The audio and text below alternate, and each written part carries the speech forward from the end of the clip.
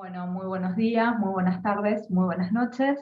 Depende cuando estén escuchando y dónde estén escuchando este video. Mi nombre es Eleonora Lam, soy la responsable del sector de Ciencias Sociales y Humanas de UNESCO para América Central, y es un placer acompañarles en este curso tan importante y que ha tenido tanta atracción aquí en el Perú. Así que será un placer introducirles la recomendación sobre la ética de la inteligencia artificial que hemos trabajado desde UNESCO, y ese va a ser el objetivo de mi ponencia, de mi presentación de hoy.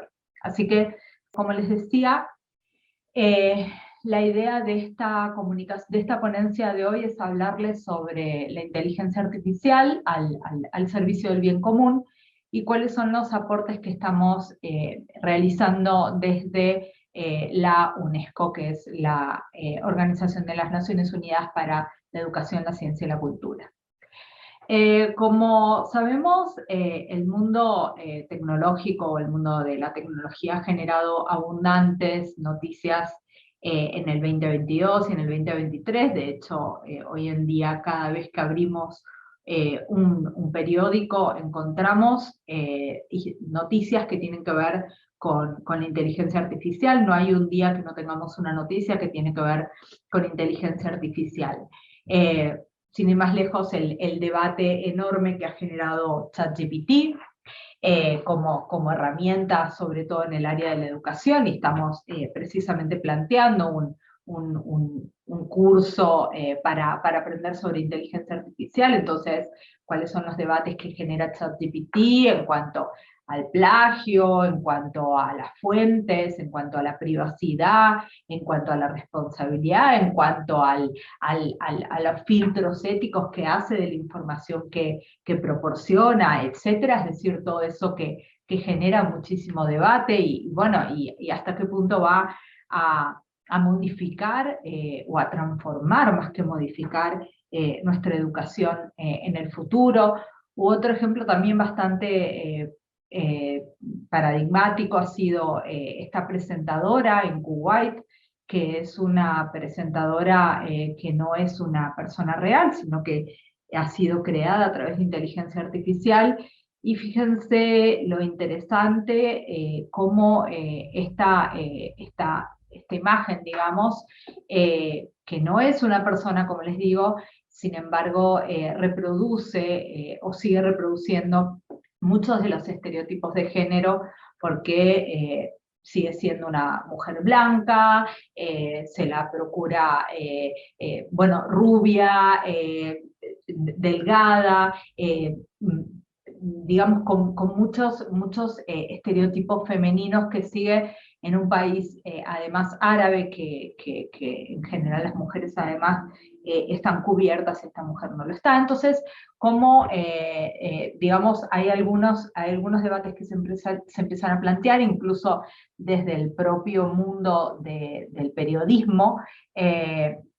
Las y los periodistas empiezan a estar preocupados por el futuro de su profesión, en la medida en que está siendo bastante fuertemente realizado por herramientas como ChatGPT o como esta presentadora virtual. Entonces, como estos están generándose muchos o debates. De hecho, lo que tiene que ver con el área laboral no solamente se presenta en el área del periodismo, sino en general en muchas otras áreas, sobre todo en tareas que son más automatizadas y que pueden fácilmente entonces automatizarse y son reemplazadas.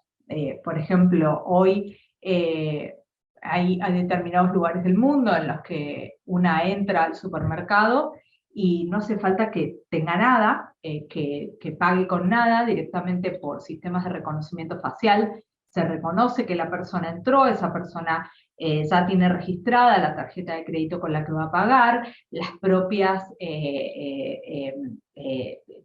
cámaras o sistemas de reconocimiento que hay en el supermercado identifican lo que una va poniendo en el carro, para decirlo de alguna manera, y ya cuando sale directamente, entonces, todo lo que recogió se cobra directamente a la tarjeta de crédito. Es decir, una directamente va por el supermercado y sale del supermercado sin siquiera tener que interactuar con una persona. Entonces, esas tareas, que además muchas de ellas son realizadas por mujeres, también corren el riesgo de verse modificadas o reemplazadas en el futuro por una automatización.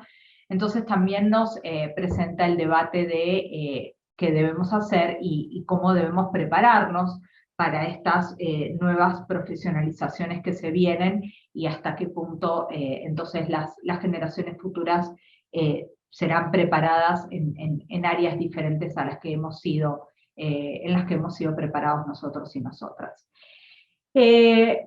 Pero además no solo vemos que el incremento está en el área de las noticias, sino también, voy a moverme para aquí, en el área del incremento de la inversión anual. Anualmente, cada año que pasa se invierte, y vemos que en el último tiempo se ha invertido muchísimo en inteligencia artificial, sobre todo a partir de la época de la pandemia, en la que hubieron además muchos desarrollos que tuvieron que ver con la salud, precisamente, que es el tema de este curso.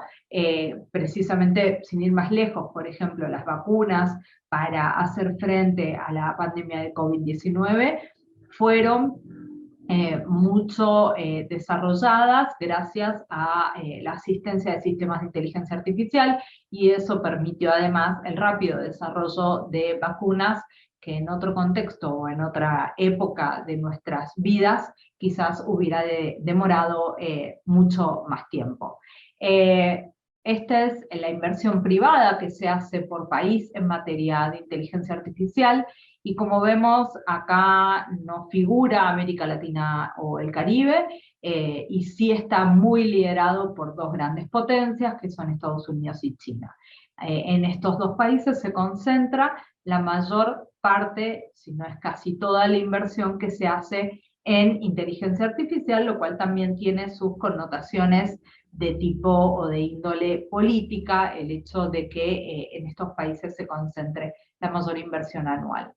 Hay un índice que es el Readiness Index de la Universidad de Oxford, que va midiendo cuál es el estado de situación de los países, y si vemos en América Latina y el Caribe, hay 5 países que lideran, que son Chile, Brasil, Colombia, Uruguay y Argentina, pero Perú, justamente, si lo vemos aquí, ocupa el sexto lugar exactamente, es decir, es el sexto país de América Latina y el Caribe, y está ubicado en el lugar 60, si no me equivoco, a nivel mundial, lo cual hace que Perú no esté muy demorado. Ustedes bien saben que Perú tiene una estrategia de inteligencia artificial y fue uno de los países pioneros en la región en realizar una estrategia de inteligencia artificial, y eso lo ubica al país en uno de los países bien posicionados. Sin embargo, hay algunos puntos en los que se necesita avanzar, que me gustaría enfatizar en esta presentación. ¿Cuáles son algunos de los beneficios que tiene esta inteligencia artificial? Bueno, primero, la inteligencia artificial puede descubrir relaciones significativas en conjuntos inmensos de datos, que es una de las cosas que hace, por ejemplo, la tecnología de Machine Learning. Puede generar hipótesis y aprender reglas científicas en áreas como la química para predecir cómo fabricar medicamentos, que esto fue mucho lo que se hizo en la época del COVID. Puede mejorar la producción y la gestión de los alimentos, aumentando la eficiencia de la agricultura y la seguridad de los productos alimentarios. En esto hay un gran debate, porque sabemos que en realidad en el mundo se produce alimentos suficientes para alimentar a la población. Lo que sucede es que están mal distribuidos, hay una ineficiente e inequitativa distribución de los alimentos, pero acá la inteligencia artificial nos puede ayudar a mejorar la gestión de esta distribución para que efectivamente podamos combatir uno de los flagelos de nuestra época, que también es el hambre y la pobreza. Puede identificar cuáles serían los pacientes más adecuados para ensayos clínicos, puede identificar los pacientes más adecuados para ensayos clínicos, es decir, esto que cuesta tanto y que hace tanto a los beneficios del progreso científico, que es identificar aquellas personas que serían las que más eficientemente testearían determinadas medicaciones, por ejemplo. Puede incrementar la exactitud de los diagnósticos médicos. Esto, como es un curso de salud, entiendo que les interesa. Obviamente se tiene que combinar absolutamente con la opinión profesional. Nunca, sabemos que la inteligencia artificial está siendo utilizada mucho en cuestiones de salud, sobre todo, por ejemplo, hay sistemas de inteligencia artificial, por ejemplo, para identificar el cáncer de piel, en el que se le saca una foto a la mancha o a la herida, digamos, y se la introduce en una fuente de datos, y la tecnología de inteligencia artificial compara esta mancha con las millones que tiene cargado, y puede predecir si entonces es un cáncer de piel o no.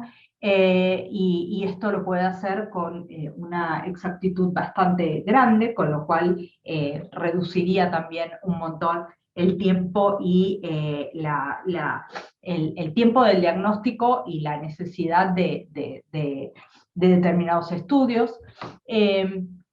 Puede predecir también la replicabilidad de la investigación, incluso sugerir que personas expertas revisen las propuestas de investigación, que esto también sabemos que en materia de salud es indispensable. Sin embargo, más allá de estos beneficios que pueda traer, y que hay muchísimos más, pero yo he querido enfocarlos sobre todo a cuestiones de salud por el objeto de este curso, lo cierto es que también la inteligencia artificial puede generar riesgos o problemas.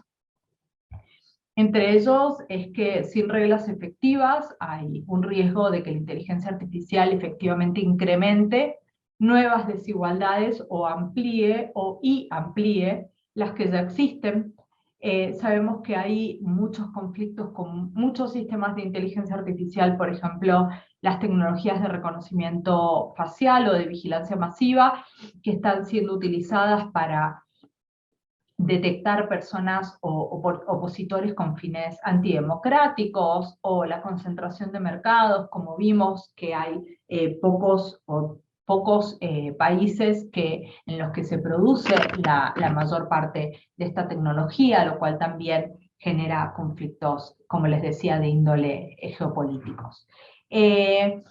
Necesitamos un enfoque ético. Necesitamos una arquitectura digital que distribuya en forma más equitativa los beneficios de la creación colectiva de valor. Necesitamos crear una inteligencia artificial que sea ética por diseño, sobre la base de normativas sólidas y de la labor de gobiernos provistos de las capacidades necesarias para guiar esta revolución tecnológica en dirección al bien común, y no solo en beneficio de los o de las accionistas. Y necesitamos también una supervisión pública eficaz para que la digitalización y la inteligencia artificial generen oportunidades para la creación de valor público.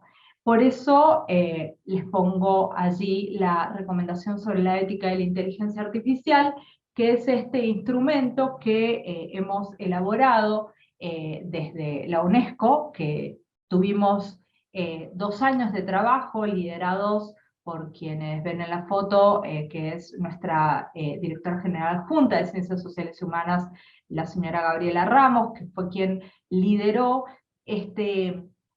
esta cruzada, digamos, por trabajar y avanzar en una inteligencia artificial ética, inclusiva, justa y en beneficio de la sociedad.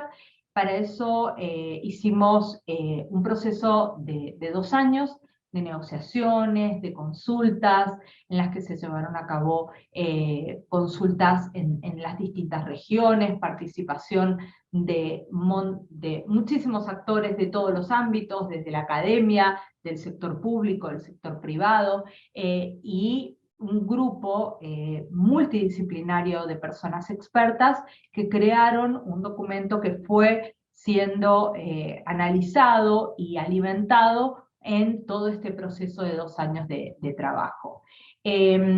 Finalmente la recomendación se terminó adoptando por aclamación, es decir, aprobada por unanimidad por los 193 Estados miembros que integran la UNESCO, es decir, todos los Estados miembros que conforman la UNESCO, incluido Perú, aprobó esta recomendación el 23 de noviembre del año 2021, con lo cual ya tiene 1 año y medio de vigencia esta recomendación, que es una recomendación muy amplia, muy ambiciosa. De hecho, dentro de las recomendaciones que tiene UNESCO, es la recomendación más larga de todas las que hemos sacado en la organización. Esta recomendación tiene valores, tiene principios y tiene líneas de acción. Dentro de los valores, la recomendación contempla 4, que son el respeto, la protección y promoción de los derechos humanos, las libertades fundamentales y la dignidad humana, el bienestar del ecosistema y del medio ambiente. Fíjense que es la primera herramienta en materia de inteligencia artificial que se ocupa de este tema, garantizar la diversidad y la inclusión, que no es menor en este tema, y vivir en sociedades pacíficas, justas e interconectadas. Pero además de valores, tiene una serie de principios como son la proporcionalidad y no causar daño, la seguridad y protección, la equidad y no discriminación, la sostenibilidad, el derecho a la intimidad y protección de datos, la supervisión y determinación humana, fundamental, como les decía, sobre todo en cuestiones de salud, que haya una decisión humana por detrás de todo esto, la transparencia y la explicabilidad, la responsabilidad y la rendición de cuentas, la conciencia y alfabetización, que es algo que también vamos a ver, estamos trabajando muy fuertemente desde UNESCO, y la gobernanza y colaboración multisectorial y adaptativa. Pero no termina en una mera declaración de valores y principios, sino que tiene líneas de acción concretas. Y estas líneas de acción concretas lo que hacen es bajar a la realidad, bajar a la práctica, qué es lo que entonces se tiene que hacer en cada uno de estos ámbitos. Y tenemos recomendaciones orientadas a acciones que abarcan política de datos, género, que es donde vamos a hacer mayor influencia en la charla de hoy, desarrollo y cooperación internacional, medio ambiente y ecosistemas, salud y bienestar social, tiene un capítulo específico de salud y bienestar social, comunicación e información, educación e investigación y cultura, entre varios otros. Pero como les decía, y como en este curso van a tener distintas charlas, yo quisiera focalizar en un capítulo de la recomendación que me parece fundamental, y es aquel que hace un enfoque especial en temas de género. ¿Y esto por qué? Porque en el mundo hay 300 millones menos mujeres que hombres que tienen acceso al Internet móvil. El 25% de todos los puestos de trabajo en el ámbito de la tecnología son ocupados por mujeres, solo el 25%. Las mujeres tenemos el doble de probabilidades de perder el empleo debido a las consecuencias de la pandemia, y solo el 3% de las personas que estudian educación superior eligen cursos de tecnología de la información y comunicación.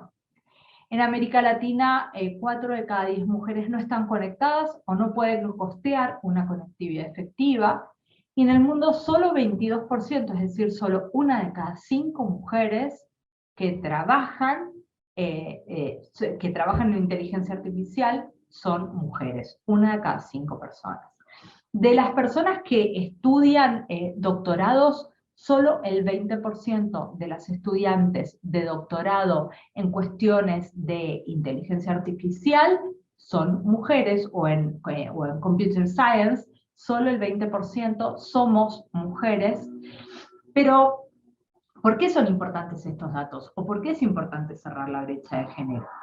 La pregunta que nos debemos hacer es si podemos, en definitiva, utilizar esta inteligencia artificial para crear narrativas y crear realidades más empoderadoras para las mujeres y para las niñas. ¿Cuáles serían entonces cuáles serían las vías políticas concretas que podríamos sugerir a los actores de inteligencia artificial para abordar estas brechas de género? ¿Y esto por qué me interesa enfatizarlo? Porque Perú, en su estrategia de inteligencia artificial, no tiene un capítulo de género, no tiene ni siquiera enfoque de género. Entonces, esto es importante que lo hablemos, que lo tratemos en un curso para que definitivamente sea plasmado en políticas públicas. Entonces, ¿cómo pueden utilizarse para abordar objetivos positivos en torno a la igualdad de género, como la lucha contra la violencia de género, el acceso a la educación, a la salud, al empoderamiento? Sabemos que hay, por ejemplo, numerosas aplicaciones de inteligencia artificial que permiten garantizar el acceso a la salud con perspectiva de género. Por ejemplo, hay una app que nos permite controlar la gestión menstrual. Entonces nos dice cuándo es probable el día que tendremos la menstruación, cuándo es la probabilidad de quedar embarazada, cuándo es la probabilidad, cuándo se tiene un atraso, qué implica, qué consecuencias puede tener para el cuerpo de la persona, etc. Y todo eso permite entonces facilitar la gestión menstrual, con lo que esto implica en la vida de las personas que menstruan. Entonces, como les decía, las mujeres y las niñas tenemos 25% menos de probabilidades que los varones de saber aprovechar tecnología digital para fines básicos. Tenemos 4 veces menos de probabilidades de saber cómo programar computadoras y 13 veces menos de probabilidades de solicitar una patente de tecnología. Solo el 22% de las profesionales de IA son mujeres, solo el casi 14% de las autoras de informes de inteligencia artificial son mujeres, y solo el 18% de las personas que participan en conferencias de IA son mujeres. Y estos números no son buenos para nada. Si se fijan en qué estudiamos las mujeres, fíjense que las mujeres estudiamos educación, salud y bienestar, arte y humanidades, ciencias sociales, pero no estudiamos ICT ni estudiamos STEM. Es decir, somos mucho menos las mujeres que estamos estudiando temas que tienen que ver con inteligencia artificial. ¿Y esto por qué? Porque también tiene que ver con lo que nos enseñan y con lo que nos inculcan.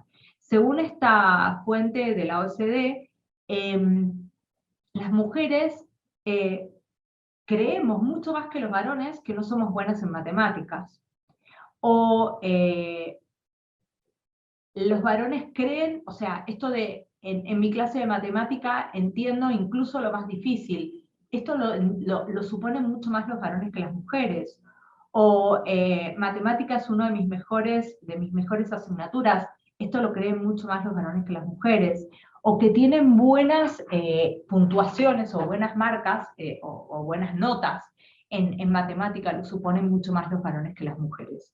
Y esto no nos debe parecer raro si entendemos cómo nos educan, ¿no? O sea, muchas veces estamos insistiendo en el Día Internacional de las Mujeres en la Ciencia, por ejemplo, que no hay carreras para varones y no hay carreras para mujeres. Sin embargo, vemos que culturalmente hay ciertas carreras que están de alguna manera señaladas para mujeres, y las carreras de tecnologías, de ingenierías, no están, digamos, culturalmente previstas para las mujeres, con todo el daño que eso genera y con todo lo malo que eso implica.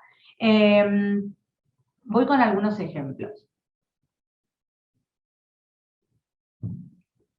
Por un lado, hay un informe de la UNESCO que se llama I Blush If I Could, que me sonrojaría si pudiera, que viene de la respuesta que daba Siri, que es el asistente o la asistente, o no sé cómo llamar, si puede ser el o la que brinda asistencia virtual de Apple, que cuando a Siri se le decía, eres una perra, o sí, eres una perra, pero en el sentido de prostituta, Siri contestaba, I blush if I could, es decir, me sonrojaría si pudiera, es decir, una respuesta muy consecuente, muy patriarcal, si se quiere, muy poco reaccionaria.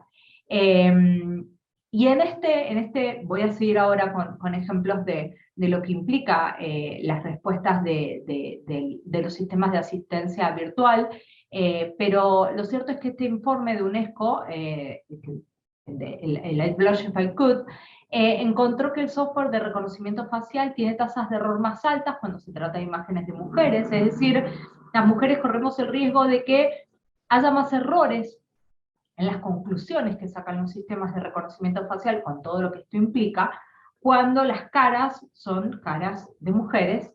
Se ha descubierto que las herramientas de reclutamiento de inteligencia artificial discriminan a las candidatas mujeres. ¿Y esto por qué? Porque en realidad el sistema se carga con datos. Los datos hacen que en el pasado siempre se ha contratado a varones. Entonces, la máquina o el sistema reproduce lo que es el estereotipo que se ha introducido. Es decir, si siempre se contrató varones, la máquina va a seguir proponiendo la contratación de varones. Entonces, eso es de hecho, es un error que se presentó en una gran empresa y que tuvo que salir no solo a pedir perdón, sino a modificar su software. O sistemas de reconocimiento aplicados que son potencialmente vulnerables a la falta de datos completos o correctos en relación a las variables de género, pudiendo entregar resultados erróneos o poco precisos para individuos de las diversas poblaciones. Estas son las respuestas que daban estos sistemas de asistencia virtual, tanto Siri, Alexa, Cortana, como el Google Assistant, que como pueden ver, cuando le decía you're a slut, le decía I blush if I could, o Alexa le decía well, thanks for the feedback, gracias por el feedback, por la retroalimentación. Mis disculpas no puedo entender, como digamos haciéndose la tonta, o cuando le dicen sos linda, ay, ¿tú lo crees? O muchas gracias, o todas como respuestas obsecuentes, no reaccionarias para nada, sino reproductoras de este sistema patriarcal, digamos, que hace que las mujeres sigan respondiendo con determinado servilismo, con determinada educación, frente a, digamos, sujeciones que no son apropiadas y que si nos lo dijera una persona de carne y hueso, la verdad que, o sea, a una persona de carne y hueso nos parecería inapropiada, es decir, you're a slut, eres una perra, y sin embargo las reacciones no eran buenas. Por eso se creó este proyecto que es Hey, Update My Voice, es decir, voy a alzar mi voz. Y el objetivo de este proyecto que llevamos adelante con UNESCO fue, que ahí tienen la web, que no se ve bien porque está en azul con azul, el objetivo es pedir a las empresas que actualicen sus respuestas de asistente virtual. Es decir, que dejen de ser subordinadas, pasivas, sino que tengan una voz activa y den respuestas serias y educativas cuando sufran algún tipo de acceso. Y esto lo llevamos adelante en una empresa en Brasil, que es Bradesco, que es un banco, es uno de los bancos más importantes en Brasil, que advirtió que esto estaba pasando con su chatbot. Tenemos que saber que en Brasil cada 2 segundos una mujer es víctima de violencia verbal. Cada 2 segundos hay una mujer víctima de violencia verbal.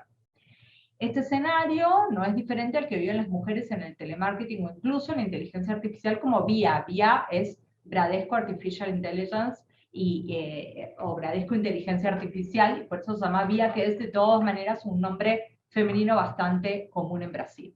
Por eso en 2020 Vía, que era esta asistente virtual de Bradesco, recibió alrededor de 95.000 mensajes moral o sexualmente ofensivos a un asistente virtual, es decir, le decían las respuestas moralmente o sexualmente ofensivas. Y aunque Vía no era una mujer real, ni lo es, los mensajes recibidos obviamente son muy similares a los que enfrentamos las mujeres todos los días, que como vuelvo al inicio, cada 2 segundos una mujer es víctima de un acoso o violencia verbal. Entonces, ¿qué hizo Vía? En lugar de seguir respondiendo, ay, bueno, no me digas esto, ay, no sé, bueno, Vía cambió sus respuestas para dejar de permanecer en silencio ante las interacciones ofensivas y así se unió a la lucha por cambiar la forma en que se trata a las mujeres reales en nuestra sociedad. Entonces, la campaña fue tan exitosa que la película tuvo más de 200 millones de vistas en el medio digital, es decir, se convirtió en el comercial de YouTube más visto en el país durante el periodo en el que estuvo. Entonces, Vía también trajo un importante debate en la sociedad, contribuyendo al desarrollo de un mundo más justo para todos. Y esto es lo que intentamos empezar a cambiar, ¿no? O sea, cómo no podemos advertir que en definitiva están pasando estas cosas y por ende cómo es necesario advertirlo para efectivamente empezar a modificarlo. Entonces, ¿cuáles son los aspectos que dice nuestra recomendación sobre la ética y la inteligencia artificial que tenemos que empezar a actuar y cambiar?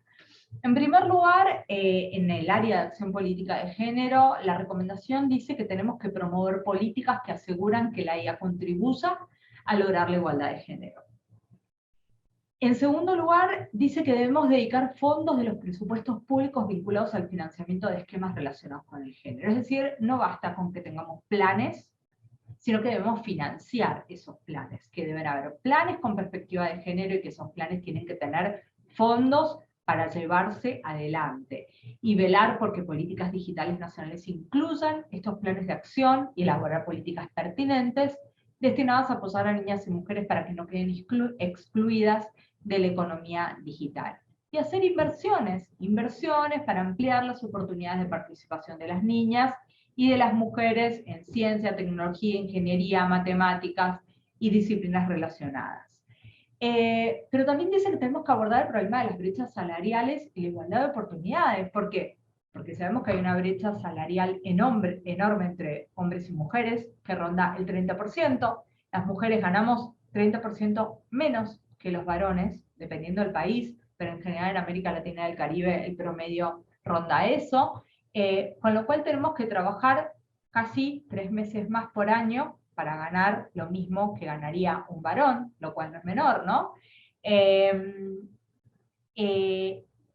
Hay disparidades, y en el área de la inteligencia artificial pasa mucho más, porque verdaderamente no solo pasa que ganamos distinto, sino que pasa que además los puestos de representación o los puestos de poder no están ocupados por mujeres. Entonces hay falta de representación en puestos directivos, en juntas directivas, y hay una brecha educativa también, porque no estamos pudiendo acudir a los mismos espacios de educación, ni estamos pudiendo, como vimos, solamente el 20% de las mujeres que tienen un PhD son mujeres, pero más allá del PhD estamos hablando de acceder a una educación universitaria en materia de inteligencia artificial. Y la distribución desigual, que no podemos dejar de nombrar, del trabajo no remunerado en cuanto a lo que hace a las responsabilidades de cuidado en nuestras sociedades. Obviamente, mientras las mujeres sigamos teniendo a cargo el trabajo de cuidado, tendremos menos posibilidades de avanzar en otras áreas cuando no existe ningún fundamento para que las mujeres dediquemos el doble de tiempo que los varones al trabajo de cuidado. Entonces, necesitamos también establecer un equilibrio de género en los equipos que crean estas tecnologías, en la medida en que no haya pluralidad y diversidad en los equipos, no vamos a tener entonces una perspectiva de género plasmada en los desarrollos que se crean. La recomendación también habla de erradicar los estereotipos de género y garantizar que los prejuicios discriminatorios no se traduzcan en los sistemas de inteligencia artificial, en promover la diversidad de género en la investigación en IA en el mundo universitario y la industria, estableciendo mecanismos para luchar contra los estereotipos de género y el acoso en la comunidad de investigadoras, para que se compartan mejores prácticas, e incluir obviamente la perspectiva transversal de género en las evaluaciones de impacto ético que estamos realizando. Por eso, en marzo de este año, cuando se hizo CSW, que es la comisión sobre el Status of Women, de la conferencia más importante que tiene ONU Mujeres, que se realizó la 67 conferencia en marzo de este año, primero presentamos un paper ante el grupo de expertos, que fue escrito en coautoría por Elena Ricci, Gabriela Ramos y María Gracia Cuccerini, que se llamó Los impactos de género de la inteligencia artificial y la tecnología de frontera, políticas y salvaguardias para regular las nuevas tecnologías, mitigar los riesgos y proteger los derechos. Y en este paper poníamos de manifiesto la importancia de la recomendación de UNESCO para trabajar en innovación y tecnología y en los cambios que se tienen que hacer en esta nueva era digital. También en esta conferencia internacional presentamos o participamos o organizamos, mejor dicho, un panel de alto nivel sobre nuevas medidas políticas para evitar los estereotipos de sexos y los prejuicios en la inteligencia artificial, y lanzamos la plataforma Women for Ethical AI, Mujeres por Ética en la Inteligencia Artificial, cuya primera reunión tuvo lugar este 24 de abril pasado, que es una plataforma de mujeres lideresas, campeonas en inteligencia artificial, que van a estar revisando todas nuestras políticas para que efectivamente contengan perspectiva de género.